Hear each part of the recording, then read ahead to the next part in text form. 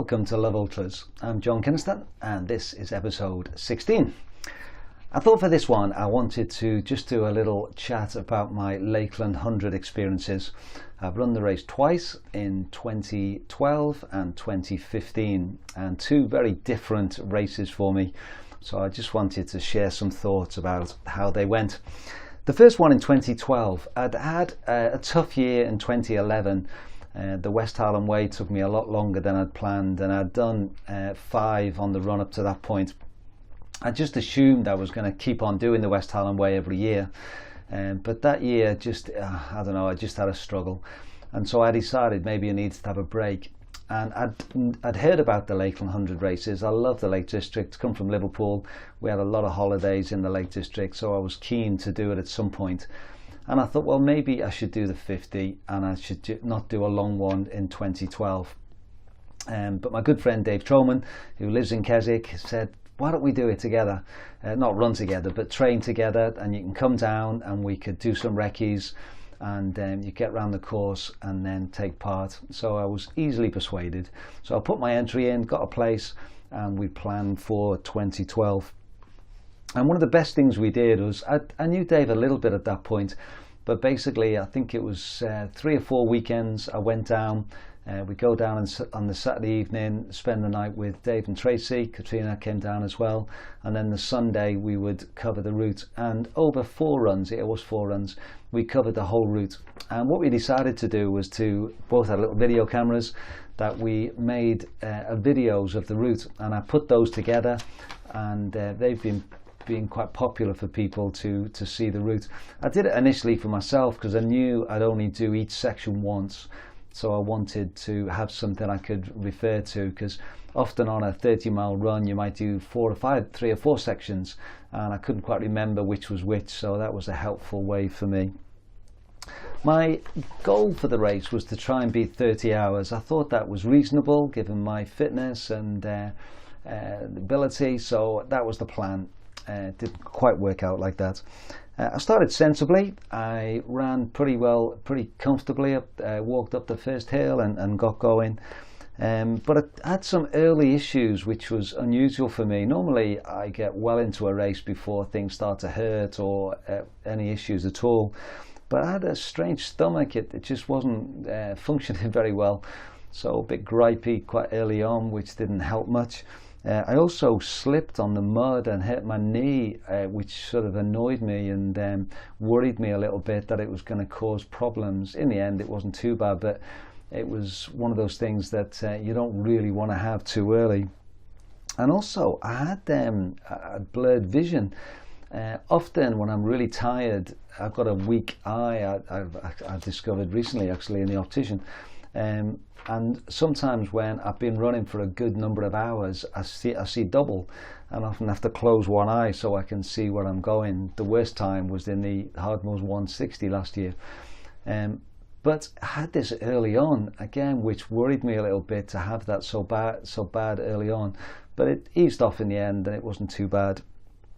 But the other issue that I had early on was I got my feet got really wet after boots, between boots and Wasdale Head, and at that stage I used to just wear just a thin pair of cotton socks and then a thicker pair over, and now I wear Drymax socks after this experience.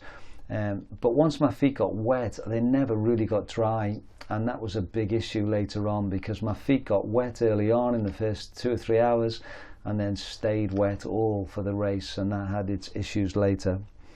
But I settled down, came into the first few checkpoints. I said not too bad, and then I remember leaving Buttermere and quite happy with that, and other climbs, and then down, pleased with myself that the little awkward turn down to the left to Braithwaite was okay. In fact, I was with someone, so that helped me. And then after that I was sort of working my way through, and there's a bit where you go like a horseshoe shape. You go right out, you see a dibber, and then you come all the way back into Blencathra, and it was just starting to get light. It must have been about 5:30, 6 o'clock in the morning, and I was running well, and I remember thinking there's going to be a dibber there with a light, so I didn't need to worry about seeing the path because it would be clear. and I ran, and then suddenly I was aware of a wall on my right, and I don't remember that wall at all, but I thought, no, this must be right, and I kept on going. I had a mini split at that point, and I knew I should have hit it ages ago. So I turned round and I could see all these head torches going the other way. So I basically ran about half a mile too far, so I had to come back. And what had happened, the dibber was just off the path down to the right. So that's why I'd missed it. And that really affected me in a bad way. I was running quite well at that point, and but I realised I'd lost at least 15 minutes. And it was annoying me that the people that I'd overtaken were now ahead of me again, and I should be further down the course and all this sort of stuff. And I say I didn't deal with it too well. Eventually I got to Dale, Maine, which is 60 miles in just under 16 hours. I remember with Dave, we chatted looking at results that roughly if you double your Dale Mail time, that's roughly, gives you a good idea of what to aim for. And so, well, 16 hours times 2 is 32 hours, even though you only have 45 miles to go, but obviously everyone slows down in the second half. But I would say I'd stopped for quite a while. I changed my shoes and my socks. My feet were just really wet by now and starting to have that whiteness to them. So I knew it was going to be tough. And it just got harder, harder and harder. I don't think my quads were quite prepared for the downhill. I found the terrain really, really hard. Some of the big rocks and some of the big descents really found difficult. And I eventually made my way and I got to Ambleside, so 15 miles to go, but I was pretty wrecked. My feet were sore, and I knew it was going to be a hard grind in. The good thing was, though, that I never ever thought about giving up. I think having had an experience with the Hardmoors 110 that I mentioned in the last episode, where I almost did give up, since then I've never quite got to the same lows, as it were. So I just kept going, and I was determined to finish. My feet were just agony in the end, though, and that was the thing that was most sore. It wasn't too bad when I was on a decent path and I could put my foot down. But as soon as any sort of uneven path and I turned to the right or the left or I lost control, it was just like walking on glass. It was absolutely agony. So that was a really tough. But I kept going. I remember climbing out of Tilberthwaite, those steps, which is always hard, getting to the top and then knowing I just had to get down into Kynaston to finish off the race. And it started to absolutely pour down. And I remember thinking, oh, what else could be thrown at me at this point? But I eventually made it. I finished in 34 hours, 33 minutes and 59 seconds. I was 136th out of 267 starters. So I suppose I was quite pleased with that, in the sense that I'd finished, and I was pleased with myself that I'd grounded out. But I knew I could do better. I knew that sub 30 should be my goal and should be something that I could do. So the next few years, 2013, I went back to the West Harlem Way, because I did start to wonder whether these 100-mile races were too far for me. Maybe I should stick to 50 miles or less. But I thought, no, I'll give the West Harlem Way one more go. Did a good run, finished in 21.5 hours. And then the next year, 2014, I did the Hardmoors Grand Slam, and I put the 110 at this decent time that I mentioned last time. And so 2015 was all about the Lakeland 100, and I wanted to do myself justice. I trained more wisely. I did a lot more runs up and down Ben Lomond. Again, Dave Troman had said that he feels to do well in this race, you need to be able to run the downhills in the second half of the race. So I made sure I'd prepared well. I was up and down Ben Lomond, I did a double Ben Lomond. And then we went to Indonesia for 3 weeks to visit our daughter Emma.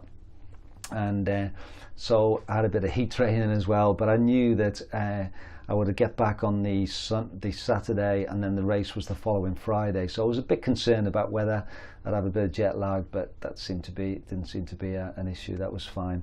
So I was in good shape. The other thing that I'd done is that I'd lost a bit of weight, and so I was feeling better. I felt as though I was in a better condition. And we'd also, over the last 4 or 5 months, we'd recce'd the whole course again. and my good friend from work, Johnny Rowan, was doing the race. So Johnny and myself went down for, again, 2 or 3 weekends, ran with Dave, 1 or 2 other. Marco came down with us a few times as well, and we were able to get in and cover the whole route again. So I felt a lot more confident about the route and making sure, hopefully, I wasn't going to make any mistakes this time. My goal was 30 hours again, my gold, and I think I put platinum as 29. I thought, well, if everything goes perfect, my nutrition's right, the weather's good, don't make any mistakes, then that's possible. But 30 hours was definitely the main goal. The other key thing I wanted to do was to use the experience I'd had over the last year or two of running to heart rate. Because again, I think looking back, I'd probably gone off a little bit fast in 2012. So I wanted to try and get to Dalemain in a similar sort of time, but feeling a lot better. And to do that, I knew I had to pace it better and keep my heart rate down. So the aim was to keep it at 125, and I was pretty successful at that. Particularly for the first 5, 6, 7 hours. I think if you can keep it below that red line, well below, then it means that you're in a good state.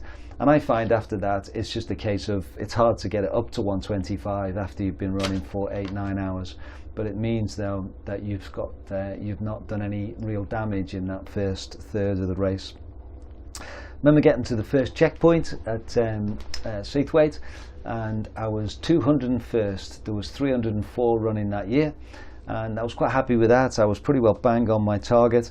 I had good sections all the way to Buttermere. I was up to about 152nd in the Buttermere checkpoint, and I felt quite happy with the way things were going there. And then I left Buttermere. I remember I was working my way through the field. I was in and out of the checkpoints really quickly. I knew what I wanted to eat, and I was moving well. And then you go over through those streams, and you get to the top, and then you've got a long downhill into Braithwaite. And on the recce with Marco and with Johnny and Dave, we'd sort of spent quite a bit of time making sure we knew the cutoff, where to cut down left. And I had it on my Sunto watch. I had the line, so I was pretty confident. So I bombed down, knowing that I could follow my watch and I would get the turn off. And we got to a junction where there was a couple of guys chatting away, trying to decide. I said, no, we're okay, straight on. So I went bombing down. But I hadn't realised that my watch was on the bigger scale rather than the smaller one. So what I thought was still a bit to go before the turn. I should have gone left where those guys were. So I bombed down and then kept on going. And then I looked at my watch and I realised I was way off the line. So I looked back and I could see a line of head torches going across where I should be. So I had 2 choices. One was to go back up the path and join again, or to cut across. And probably I should have gone back up the path, but it's always hard just to retrace your steps. So I thought, it'd be quicker to go across. So I just cut across. 2 of the guys had followed me, at least 2, maybe 3, and they were doing something similar. So I got over. And again, I'd made such a silly mistake, which really annoyed me, because we'd recce'd the course and I knew where I should go, but I was just a bit cocky using my watch rather than really thinking about it. But the good thing was I decided to put it behind me. It was early on in the race. It was 9.5 hours in, still plenty of time. I was running well, and so I decided I would just chip away at that 15-20 minutes that I'd lost and try and get back. I had to hold myself back a few times because the temptation is to try and catch it up in the next leg, and that's going to be suicidal. But I was quite pleased with the way I was able to do that, and I was able to catch up. So over the next 4, 5, 6 hours, I was able to catch up that time that I'd lost. So I was aiming to be in Dalemain in 15 hours 46, which would be about 15 minutes quicker than 2012. And I got there in 15:37, and I was up to 86th place by then. So I was pleased with the way I've been able to run those sections. It was light by then, and I was going well. Had a stop for 15-20 minutes or so, and then maybe not that long, 15 minutes, changed my socks, able to get something to eat, and feeling pretty good and set off. And so I was about 20 minutes faster than 2012, but I was in far better shape. My feet were feeling okay, my quads were still feeling good, I felt confident that I could run a bit more, so I set off. I joined up with a guy called Jeff, and we spent quite a bit of time together running just before Howtown and after after Dale Main. And I was joking with Jeff that I've got I was right on schedule for 30 hours, and every minute I was under my schedule, it was like time in the bank. And so by the time we get to Howtown, I was 22 minutes time in the bank, and that was feeling good. At Howtown checkpoints, there was the guys from Cheer Bars, and they had these wanted posters, and one of mine was up there, and I was able to get a photo with it. So feeling good spirits. Big climb out of Howtown, but I kept moving, didn't stop, walked all the way up, got to the top, got down over High Cop, Low Cop, and then down to the Haweswater, down to the lake there, the reservoir. And I suppose that was my main mistake in the race, besides the navigation one, in that I had powder, I was using tailwind, but I just had water. So for about an hour and a half section, I only had water, and I didn't quite get enough calories in, which sort of caught me later on. And that checkpoint just seems to take forever to come. But by the time I got to the checkpoint, I was starting to struggle a bit. Some of the 50 runners were starting to go by now, and I was just having to try and get going. And that climb out of Howtown, I think I was on empty. I hadn't taken enough fuel in. The tailwind, I'd just taken water. Don't know whether that was part of it. But I had a horrible climb up. It took me ages, a lot longer than I thought it was going to take. But thankfully, once I got over the top, maybe the food started kicking in, and I was able to get going again. So by the time I got to Kentmere, I was still up on my plan. I was still about 34 minutes up on my 30-hour plan, and I was up to 67th, which actually really encouraged me that even though I had what I felt was a really bad section, I hadn't lost any places. In fact, I'd gained some since Howtown, so I was still quite happy. And from then onwards, I was just pretty confident I was going to break the 30 hours. I kept that 30 minutes all the way, got into Kentmere, got into Ambleside, got into Chapel Style, and all the way along I was keeping that buffer. And I thought, well, unless I have a disaster, I should be okay. And I was still running when I could, walking obviously a lot. Anything that looked like a hill or felt like a hill, I was walking. But I was running, and I was able to run the downhills. And so all that run up and down Ben Lomond, it certainly made a big difference, and I was able to keep going. Got to Tilberthwaite, and had some fruit there. I remember there was some watermelon that really helped. And then I set off. I toyed with the idea of whether 29 hours sub 29 was possible a bit earlier, but I realised it wasn't. It was quite funny because Jeff, who I'd ran with quite a while, I'd got away from him after Howtown, and I didn't see him again. And he told me later that he had a really tough time at round about Mardale Head, and he had some painkillers, and he got going again. And he came past me as if he was, just starting off. He was running so strongly.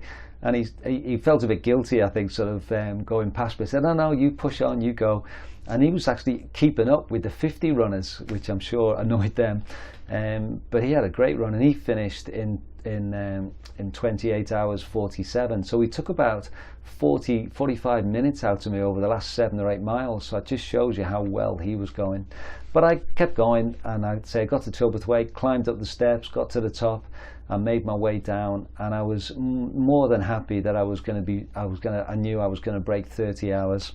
And I finally got in, and I finished in 29 hours, 36 minutes and 25 seconds, and I was 60th place. So I was 201st at the first checkpoint and made my way all the way up to 60th. I think I lost a few places. The best I got up to was about 54th, 55th, I think, in one of the checkpoints. So I lost a few places there. But the feeling of, obviously, I was really tired, I was really sore. I think, in fact, I had a lot of my right shin was really red and sore, and I eventually ended up in hospital a couple of days later, and it was just a really bad case of tendonitis, just overuse really. But that was pretty sore over the last 20 miles. It was never you know, I could still run on it, but it was getting sore. And once I'd finished the race, it just obviously really seized up. So the next few days it was quite sore, and I think I had 2 or 3 weeks off after that race. But I just love the Lakeland 100 race. I'll certainly be back. Not quite sure when, but I'd love to do the race again. I'd love to get up to 5 and get the special award that they give out for 5 completions. So we'll see how that goes, whether I can do that. But I'm really happy with that time. The first year I was happy to finish, but I knew I could do better. I don't think I can. I'm certainly not now. I'll be able to go any faster than that 2015 time, and I'm happy with that. That's a time that I think is, for me, is about the limit of my ability, so I'm really pleased with that. But it's a great event, and if anyone's doing it next year or is hoping to do it one year, I would thoroughly recommend it. There's a great atmosphere, a great route, the checkpoints are amazing. There's just, I can't speak highly enough of the event, and I'm so pleased that I've done it a couple of times. I say I'd love to do it again. And I've marshalled as well, and it's nice to give something back to the race. But it's a great event. But there's my story of my Lakeland 100 races.